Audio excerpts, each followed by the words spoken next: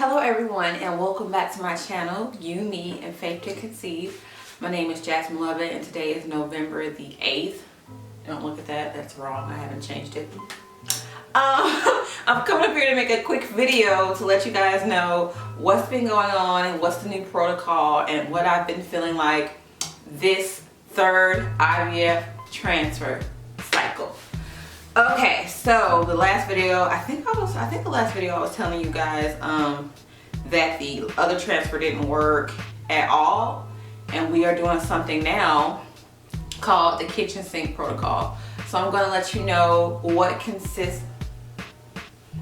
in my kitchen sink, and so I guess let's just jump right into it. I've been making this video over and over again and it hasn't been turning out right because I'd be missing something, and I wanted to wait till after baseline, till I had all the medications and knew what I was talking about. So, well, I kind of know what I'm talking about. Some stuff you might want to look up, but here we go, we're gonna wing it. So I'm gonna start with the things that I already have been taking before the kitchen sink, starting with my prenatal. I take one of these. It's Rainbow Light. It is a superfood plus probiotics thing. It wasn't recommended by my doctor, but all the women I know that've gotten pregnant, like my friend, my sister-in-law, and somebody else, all take this. So I take one of these a day. It's vegetarian, gluten-free, and it's nasty. It's like a big horse pill. So one of these. Also, I'm still taking my vitamin D 2000 IUs because when I first started IVF, this was the first thing my doctor put me on, a strong dose of vitamin D because I had a little bit of a vitamin D sufficiency. I take one of these a day. It's a little small gel capsule. Don't really taste it, easy. Goes down the hatch, no problem. Now these bad boys are fish oil pills. They're 2,000 milligrams omega-3 purified to remove mercury. Soft capsule gels that are like this big, but them being gel, it's easy for me to just go ahead and swallow with some water. It slips right down. These are kind of like powdery chalky, so that kind of sticks to your tongue. Anyway, so I take these as well. So these are things I've been taking daily before trying to conceive, and as well as going through the egg retrieval to now. Okay, so let's get into some of the new things that we're taking. Okay, well, this is not new, but this is what you take every cycle before a frozen transfer, and it causes freakouts. I am taking estradiol. Ta-da! I take 3 of these a day, one in the morning, one in the afternoon, and one at night that goes up the vaginal area. It's kind of hard, tricky to put those things up there with your finger, but I figured it out. So back in the day when I was doing trying to conceive, I had something called pre-seed, and the pre-seed comes with a long stick that you fill with the pre-seed continents, you know, the gel or whatever, and then you stick it up there and you squeeze it in. So now I take that stick, I pull it down just a little bit, I put the blue estradiol in there, and I pull it up there, lay on my back, push the stick up, flick it a couple of times, and it works. It helps the estradiol to stay in, because when you try to do it manually, it gets messy, it comes back out. And I'm just saying, that's my trick. It might be TMI, but there is a girl out there who's trying to figure out how to get this thing to stay. So that's what I do. And also, you want to wear a panty liner with this because it does come back in this blue stuff, and that reminds me to buy more panty liners. Moving on. Okay, so those are the things that I take. Now I'm just starting, this is the first day where I have taken everything that I just mentioned along with something new.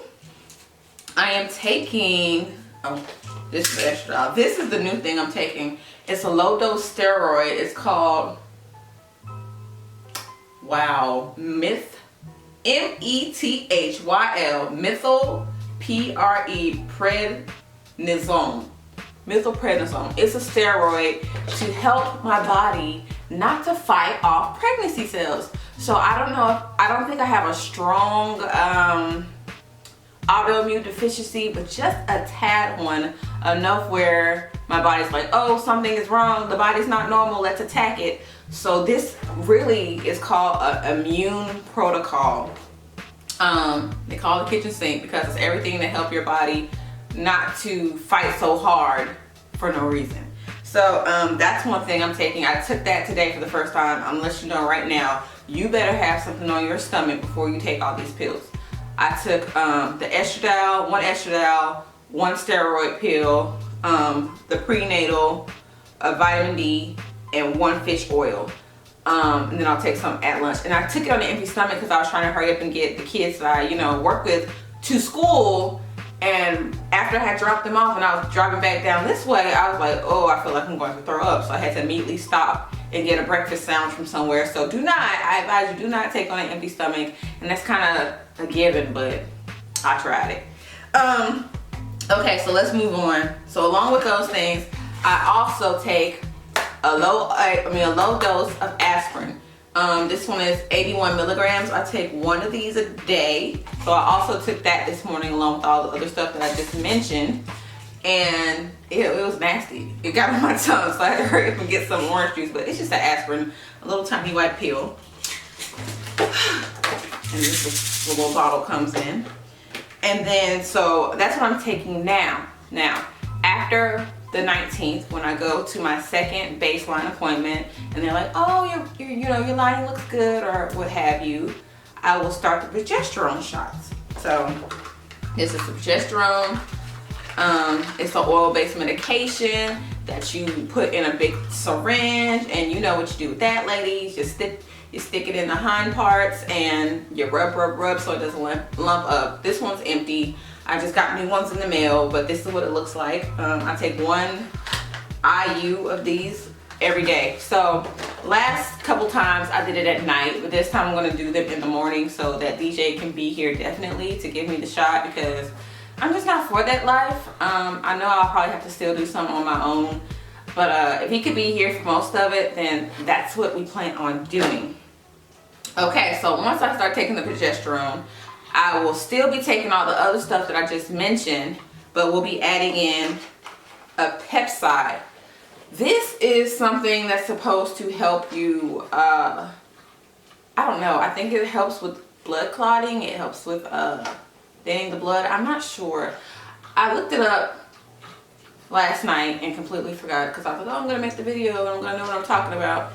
But now I don't remember, and I know I'm trying to hurry up because I have to go to work. But look this up. This is part of it. I will take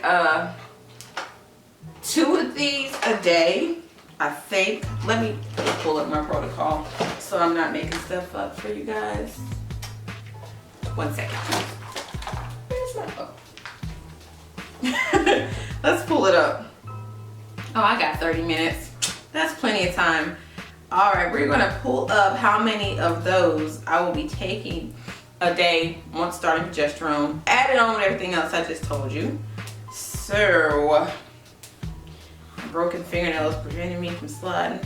Okay, yes, I'll take 2 of those a day. So I need to get some more because there's only 8 in these. So I got these from CVS. I got this, the Claritin, and the aspirin from CVS with the pack of like razors, and that junk was $50. CVS is tripping. Like, what is the point of me having all these coupons and y'all just still gonna... Anyway, okay, so peptide, and then also Claritin, and I'll be taking 1 of those a day, and it's 10 milligrams. This one has 30 tablets. And is that it?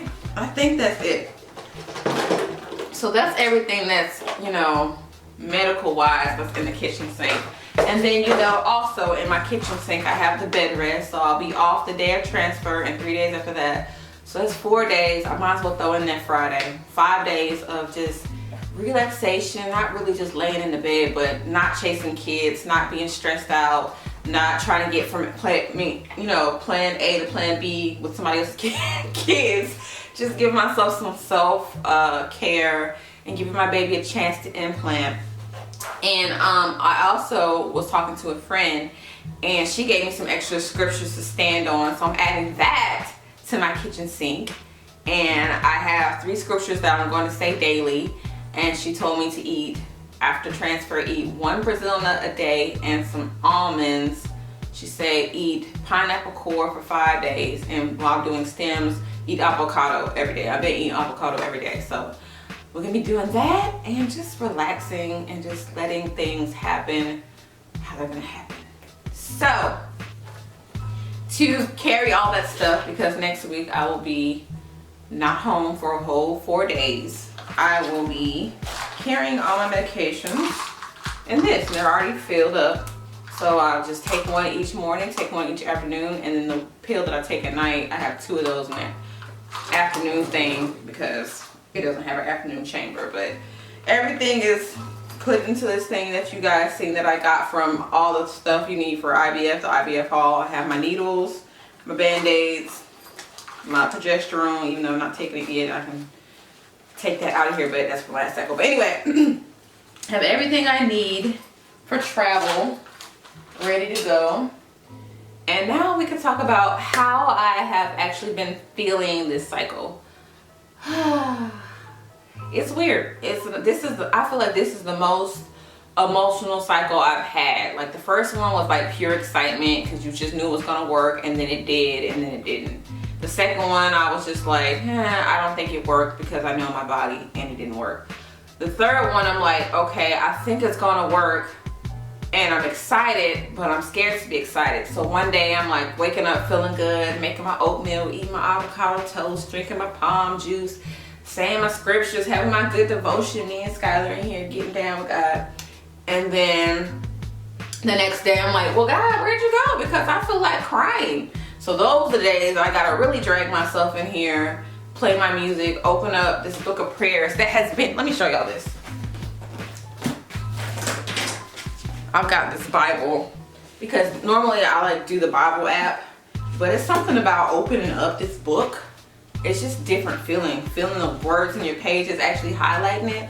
I like that better. So I was like, I need to find a new Bible. So I got this one because my other one was falling apart because it was my dad's, but got this one. And then this, my in-laws gave this book to me gave this book to me and my husband a long time ago, like the second year of our marriage or the first year of our marriage. And it has been sitting on my husband's dresser since then. And I'm like, you know what? I'm over here praying and stuff, but I need some like prayers that can help. Like oh God, please make everything. Like this book is life-changing. So I folded some passages. It like has a passage for every feeling that you're feeling. Like, which one I just fold? How to walk in the Word, or overcoming a sense of hopelessness. Like I was feeling hopeless one day, like this is so dumb, like this is not working, I'm not gonna get pregnant, IVF is a waste, like it's not working for me, it's worked for other people by now. And I was just feeling hopeless, and I was doing devotions, and I don't know what made me think of this book, but I just went in his room and got it and opened it up and it said overcoming hopelessness. So I just read it, and it's just the whole prayer that you can just read to yourself and say out loud over and over, along with the prayers that you already know to say on your own. And it just, let me tell y'all, after I did that, I cried so good, so hard. It was like a cry that lets out like stuff that you're holding that you didn't even know you were holding. It was like, just one of those good emotional cries. I think I cried about the first miscarriage. Then I finally really cried about what happened last cycle. I cried about having to do this. And I was like, God, I've been trying to be so strong by myself, and I'm just kind of tired. So I kind of need you to drag me the rest of the way through this journey. And this is helping me. Like when I feel like I can't, pray one more word, this book is good. It's called Prayers That Avail Much. So they probably have it on Amazon. I mean, it's really old. It's probably from the 80s, but it might be up there. But I just wanted to share that with you guys and let you know where I am. It's funny, when I went into the clinic last time for my baseline, ultrasound and blood draw, I asked the girls who were taking my blood, I was like, aren't y'all sick of me yet? And they're like, no, we're not sick of you. We're waiting for you to get to where you need to go, girl. And they're like, you must be sick of us. And I was like, And I was like, you know what? I feel good about this cycle because I've taken off that time that I need for me. Because I'm one of those people, if I don't schedule time to sit down I don't sit down. I have to make myself sleep in when I shouldn't, getting up early for no reason. Like, I feel good about it. I feel good that I know what the outcome can be either way. And I feel good that I finally know for real that God is in control of this no matter what. I have no say so. I can do all I know how to do, but the rest of the way is up to God. And after you've done all you can, what's the old Diamond Clarkson song? After you've done all you can, just stand. So that's what I'm doing. I'm standing in my faith, and it is what it is. I'm just expecting good things. I'm expecting for me to get my prayers answered, because when you pray after things that God wills, like your prayers are already answered. And if you have faith in God, you won't be disappointed. And his word says there are no more barren women in the land, and his word is alive and his word is true. And I have to just keep reminding myself that. I'm telling y'all, like this month, I feel like everything is coming at me left and right. Like all kind of job stuff getting on my nerves, and then like just, you know, just busy all the time, feeling left out of something somewhere, or feeling like you don't want to go somewhere. It's just, I don't know, I feel like right before you get your breakthrough, you get attacked a little bit more, you know. Right before you're about to get your breakthrough, it's like the devil tries to do that 1-2 step on your mind or whatever to get you frustrated. But I'm not here for it. I'm not going in cycles. That's one of the songs on my 2-week wait list by Jonathan Reynolds called Cycles. Listen to it. I'm not going in cycles this time, because I already know, you know, what the truth is, and I have a strong foundation. So I'm excited. Whatever the outcome is, you guys will find out. I will be doing a progesterone shot video, letting you know how I make those fake Sanera patches. I told the lady she could keep them this time. I thought, oh no, boo, I don't need them. I don't need them. Take them off. So I'll show you guys how to do that, and that's it. Prayers and baby dust. Thank you for all your comments. Thank you for all the new subscribers. Thank you for being with me on this long journey. And thank you for being with me when I come up here to tell you that I'm pregnant. So gotta go to work. Prayers and baby dust. Bye. Stay encouraged, guys.